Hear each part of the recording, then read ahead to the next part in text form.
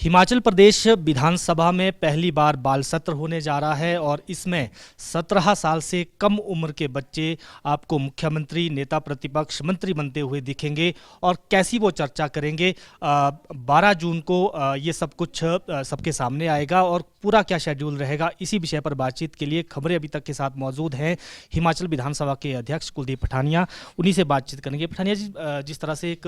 बाल सत्र हो रहा है, हिमाचल दूसरा राज्य है जहाँ पर इस तरह का इनिशिएटिव लिया जा रहा है, क्या पूरा शेड्यूल रहेगा और कितना महत्वपूर्ण मानते हैं आपके जो बच्चे हैं उनमें राजनेताओं की जो बारीकियां हैं वो सीखने का मौका मिलेगा और एक परिपक्व राजनेता भविष्य में बनकर वो आए, ऐसा जो इस प्रयास के जरिए काम हो पाएगा?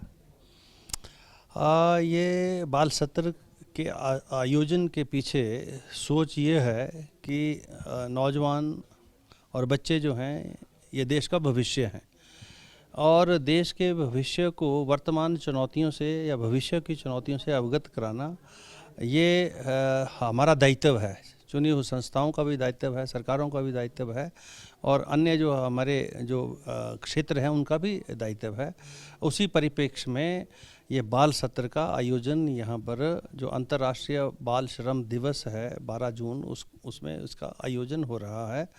जिसमें देश भर से बच्चे जो हैं वो इसमें चयनित होंगे और 68 बच्चे, मतलब जो भी पार्टिसिपेट करेंगे उसमें से 68 बच्चे जो है यहाँ पर, जैसे आपने कहा, स्पीकर के रूप में, मुख्यमंत्री के रूप में, नेता प्रतिपक्ष के रूप में, काउंसिल ऑफ मिनिस्टर्स के रूप में और विधायकों के रूप में सत्ता पक्ष और विपक्ष की भूमिका निभाएंगे और देश भर के राजनीतिक और सामाजिक जो मुद्दे हैं उसके ऊपर अपना नज़रिया, दृष्टिकोण रखेंगे। और ये जो है फ्यूचर सोसाइटी ऑफ इंडिया एक संस्था है, राजस्थान में स्थित है और बाल मेला जो एक जो है डिजिटल बाल मेला के माध्यम से इनका चयन हो रहा है। तो इसमें आपको हैरानी होगी, 50,000 से ज़्यादा बच्चों ने इसमें पार्टिसिपेट किया। 40-50 सेशन इसके हुए हैं और ये कार्रवाई हमने 1 अप्रैल से लेके 25 अप्रैल तक हमने ये कार्रवाई 25 मई तक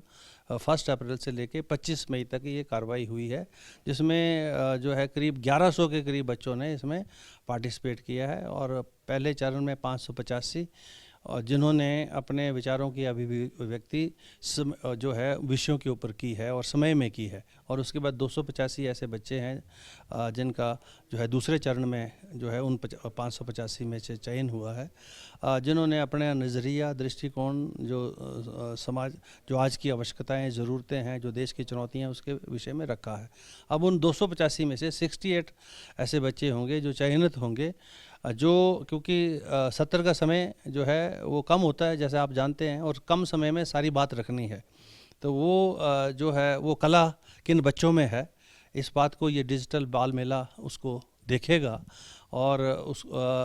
उसके बाद मेरिट्स के आधार पर उन 68 बच्चों का चयन देश भर से होगा, जो हिमाचल प्रदेश की विधानसभा के अंदर जो है, जिसकी इजाज़त हमने दी है, अंदर जो है चुने हुए प्रतिनिधियों की तरह बैठेंगे और अपनी जो बाल सरकार है उसका जो है उसका सत्र का आयोजन होगा और देश भर की जो चुनौतियां, मुद्दे हैं उसके ऊपर चर्चा, विचार विमर्श अंदर होगा। सर, जो ये 68 बच्चे हैं उसमें हिमाचल प्रदेश की पार्टिसिपेशन कितनी है और जो संचालन बेहतर होगा, जैसे जो आमतौर पर विधानसभा में लिस्ट ऑफ बिजनेस होता है उसके तरीके से चलती है, तो यहाँ किस तरह से संचालन प्रक्रिया रहेगी? ये सारी कार्रवाई जो है ये बच्चे ही करेंगे, मुख्यमंत्री के रूप में भी, स्पीकर के रूप में भी, जो है काउंसिल ऑफ मिनिस्टर्स के रूप में भी और प्रतिपक्ष के नेता के रूप में भी और पक्ष और विपक्ष के सदस्यों के रूप में ये सारी कार्रवाई वही करेंगे। जो ये कार्रवाई निर्धारण है वो भी यही करेंगे, पर इसकी सहायक जो है वो फ्यूचर सोसाइटी ऑफ इंडिया के माध्यम से, क्योंकि जो बच्चों की ये संस्था है जो इन विषयों को देख रही है उसके माध्यम से होगा। हमने सिर्फ हॉल अंदर जो है 68 बच्चों को उपलब्ध कराया है, सभी सामान्य सदस्यों को, माननीय मुख्यमंत्री जी को, प्रतिपक्ष के नेता, माननीय काउंसिल ऑफ मिनिस्टर्स को, एमएलएस को हमने इनविटेशन भेजा है और जो हमारी जो वीआईपी गैलरीज और ऑफिशियल गैलरीज हैं उसमें हमारे माननीय सदस्य जो है उस दिन बैठेंगे और बच्चे किस प्रकार से अंदर इन विषयों के ऊपर तर्क वितर्क करते हैं, विचार विमर्श करते हैं, किस प्रकार से बाल सरकार का आयोजन करते हैं, सत्र का आयोजन करते हैं उसको हम वो देखेंगे। और वो संस्था जो है जिन बच्चों के अंदर ये कैपेसिटी होगी कि अपनी बात समय की परिधि के अंदर, समय सीमा के अंदर जो गंभीर विषय हैं राजनीतिक और सामाजिक, उनके ऊपर अपना नज़रिया दृष्टिकोण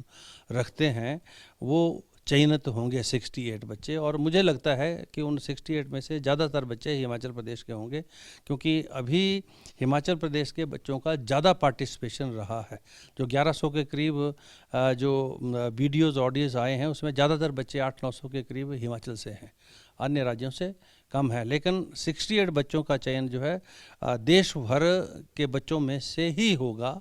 पार्टिसिपेशन यहाँ से ज़्यादा है तो स्वाभाविक रूप से यहाँ से बच्चे ज़्यादा चयनित होंगे। लेकिन अन्य राज्यों से भी 9 ऐसे स्टेट्स हैं जिन्होंने इसमें पार्टिसिपेट किया है। सर, आपको लगता है कि जो इस तरह के बाल सत्र हैं वो भविष्य के जो आज के ये युवा भविष्य के राजनेता बनेंगे, एक परिपक्वता लाने में कारगर साबित होगी? हम देखते हैं कि जो छात्र राजनीति होती है उस छात्र राजनीति में नारेबाजी तक छात्र सीमित रह जाते हैं। स्कूल कॉलेजों में तोड़फोड़ का काम जो है, यूनिवर्सिटियों में तोड़फोड़ का काम होता है। तो इस तरह के जो आयोजन हैं उनके ज़रिए एक परिपक्व राजनेता उभर कर सामने आएंगे। बिल्कुल सही कहा आपने, क्योंकि राजनीति के अंदर परिपक्वता है। जो हमारे मुद्दे हैं, देश के मुद्दे हैं, प्रदेश के मुद्दे हैं, जो लोग महसूस कर रहे हैं कि जो उनकी मांगें हैं, आवश्यकताएं हैं, वो पूरी हों, और उन मुद्दों की तरफ जो है वो देश भर के, मतलब जो चुनते हैं विधायक, अब ये बच्चे तो चुनते नहीं हैं क्योंकि इनकी उम्र जो है 18 साल से जो बड़ा होगा वही वोट डाल सकेगा। लेकिन अगर ये जो मुद्दे हैं, प्रदेश के जो मुद्दे हैं, चाहे वो शिक्षा का क्षेत्र ले लीजिए, स्वास्थ्य का क्षेत्र ले लीजिए, सड़कों का क्षेत्र ले लीजिए, पानी और बिजली का क्षेत्र ले लिया, या टूरिज़्म का क्षेत्र ले लिया, अन्य सुविधाओं की बात कर लिया, रिसोर्स जनरेशन की बात कर दी है, पॉलिसी मैटर्स की बात कर दीजिए, रूल नियम कानून की बात कर दीजिए। अगर ये बच्चे जो है, अगर जो है इस तरफ जो है इनका इंक्लिनेशन है और वो इन मुद्दों के ऊपर अपने विचारों की अभिव्यक्ति करना चाहते हैं, तो मैं समझता हूँ कि उस दृष्टि से इस दिशा में एक बहुत बड़ा कदम है कि क्योंकि बच्चे ही भविष्य हैं, नौजवान ही भविष्य है। और ये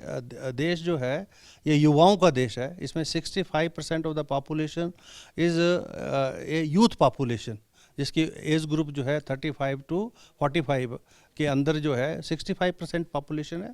तो जब ये नौजवान, ये बच्चे जो है देश की चुनौतियों के बारे में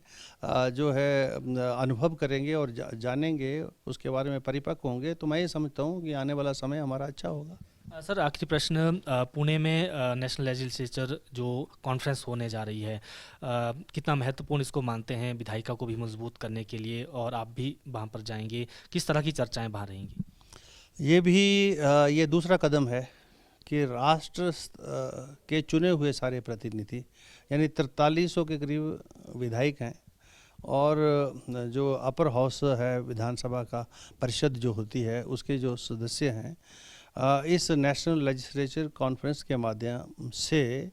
हम चाहे विभिन्न पार्टियों से चुने हुए सदस्य हैं किसी भी सदन के, देश भर की विधानसभाओं में, लेकिन हमारा सबका जो दायित्व है, जिम्मेवारी है, वो अपने प्रदेश का, अपने अपने चुनाव क्षेत्रों का और देश के जो मुद्दे हैं उसके ऊपर विकास करवाना, उनको समझना, उनका समाधान करवाना है। तो उस दृष्टि से राजनीति से ऊपर उठकर, राजनीतिक विचारधाराओं से ऊपर उठकर चुने हुए प्रतिनिधि जो है, जो देश के मुद्दे हैं, प्रदेश के जो मुद्दे हैं, सामाजिक जो मुद्दे हैं, उसके ऊपर जो है अपना जो है किस प्रकार से आम सहमति पैदा करें, उस दृष्टि से ही नेशनल लेजिस्लेचर कॉन्फ्रेंस जो है इसका आयोजन MIT जो है Maharashtra institute of technology, world peace university के माध्यम से हो रहा है। और मैं ये समझता हूँ ये देश की राजनीति में एक क्रांतिकारी बदलाव जो है आने वाले समय में लाएगा। बिल्कुल, ये थे विधानसभा अध्यक्ष कुलदीप पठानिया, और इन्होंने कहा कि जो 12 जून को शिमला में बाल सत्र होने वाला है उसमें 17 साल से कम उम्र के बच्चे जिनका चयन हुआ है 68, क्योंकि हिमाचल प्रदेश में विधायकों की संख्या है तो 68 बाल विधायक यहाँ पर सदन में सामाजिक मुद्दों पर, राष्ट्रीय मुद्दों पर चर्चा करते हुए दिखेंगे। वीडियो जर्नलिस्ट अंकुर के साथ प्रदीप ठाकुर, शिमला।